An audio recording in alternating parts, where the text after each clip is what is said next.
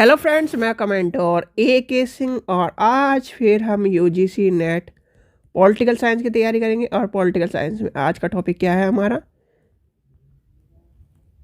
Pariyar E V Ramaswamy.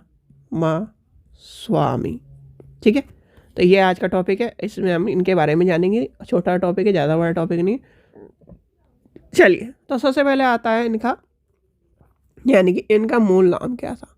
यानी कि जो क्वेश्चन पूछे जाते हैं उसके हिसाब से मैंने आपको लिख लिए, वो आपको बता देता हूँ। मूल नाम क्या था, यानी कि मूल नाम पूछा जाता है तो इनका नाम था, मूल नाम वी स्वा सॉरी रामा स्वामी नायकर। ठीक है, क्या था? नायकर। चलिए आगे चलते हैं। इनके अनुयायियों ने इनके प्रति आदर प्रकट करते हुए परियार की संज्ञा दी थी। किसके लिए, किसने दी थी परियार की संज्ञा? ठीक है, तो इनका यानी कि इनके जो एक तरह से अनुयायी थे और जो इनको आदर प्रकार करते थे, उन्होंने परियार की संज्ञा दी थी। इनका जन्म क्या हुआ था? इनका जन्म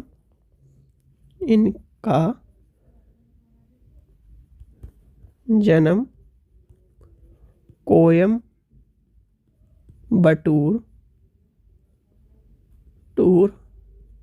जिले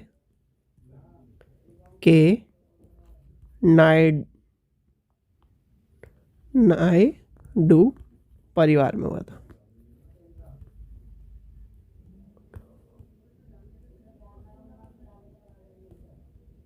था। ठीक है, जिसमें हिंदू यानी कि हिंदुओं में निम्न जाति के परिवार में माना जाता है, जिसमें इन्होंने क्या क्या, इसमें समाज के भेदभाव को बहुत एक तरह से ये चीज़ों को महसूस किया था। फिर इनका क्या है, एक तरह से 1917 में इन्हें यूनेस्को द्वारा सम्मानित किया गया था। लिख लीजिए, 1970 में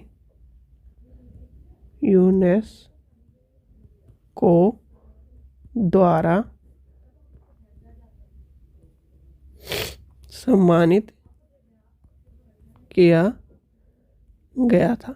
ठीक है, आगे चलते हैं। अब रचनाओं के बारे में देखते हैं। ज़्यादा बड़ा टॉपिक नहीं है, आप जो सोच रहे होंगे कि इतना बड़ा टॉपिक है, तो चलिए नेक्स्ट आता है आपका रचनाएं। रचनाएं कौन कौन सी है? रचनाएं आपकी हो जाएगी why were women and sold, prayer on Buddhism,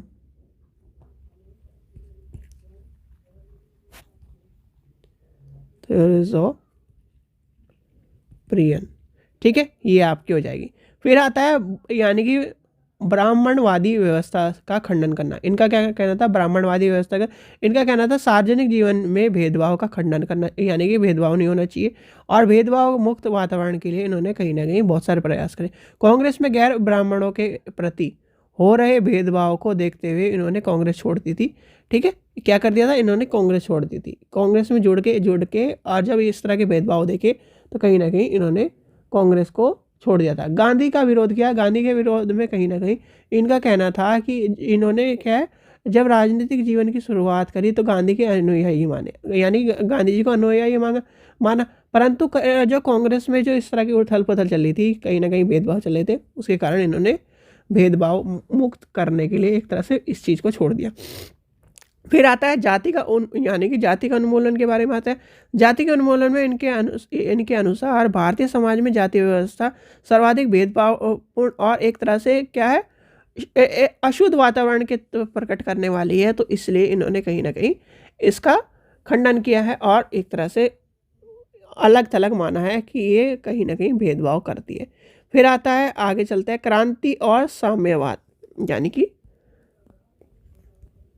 क्रांति और साम्यवाद। तो क्रांति और साम्यवाद में क्या है? इनके अनुसार समाज में क्रांतिकारी परिवर्तन शुरू होते रहे और उनके जो छुआछूत को समाप्त करने के लिए क्रांतिकारी परिवर्तन की आवश्यकता है।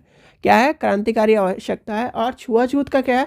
या तो जातीय भेदभाव या फिर धार्मिक भेदभाव। जातीय भेदभाव और धार्मिक भेदभाव के कारण ही कहीं ना कहीं समाज को परिवर्तन की आवश्यकता है। ईश्वर ने सबको एक जैसा बनाया, तो वही इनका कहना था। ठीक है। फिर आता है वाल्मीकि रामायण, यानी कि वाल्मीकि रामायण में रामायण को द्रविड़ यानी कि एक तरह से द्रविड़ जाति का आदर्श नायक के रूप में चित्रण किया है और राम को आर्य जाति के दृष्टि व्यक्ति से प्रस्तुत किया है। तो ये कहीं ना कहीं इनका कहना गलत, यानी कि इनके अलग ही अंदाज थे। तो फिर आता है दलित, यानी कि दलित जातियों में मन से हीन भावना को प्रकट करने की बात कही गई है कि जो इतना जो हो रहा है वो कहीं ना कहीं इसका ही समाज के कारण हुआ है।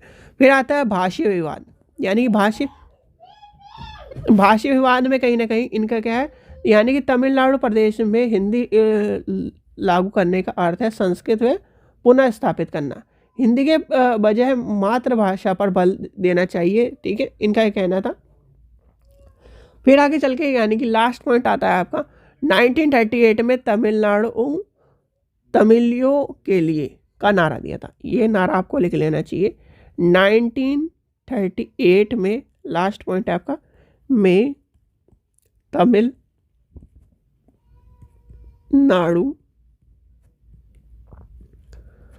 तमिलों के लिए का नारा दिया। ठीक है, तो ये था आज का टॉपिक। छोटा टॉपिक था, ज़्यादा से ज़्यादा एक ही क्वेश्चन आएगा। एक ही क्वेश्चन क्या है, या तो रचनाओं के ऊपर मिलेगा या फिर इस कोट के ऊपर मिलेगा। तो इस कोट को जरूर याद कर लेना, क्योंकि इस तरह के कोट आजकल पूछे जाते हैं। ठीक है बच्चों, आशा करता हूँ आपको वीडियो पसंद आई। वीडियो पसंद आई तो लाइक करें, चैनल को सब्सक्राइब करें, वीडियो को ज़्यादा से शेयर करें। Thank you.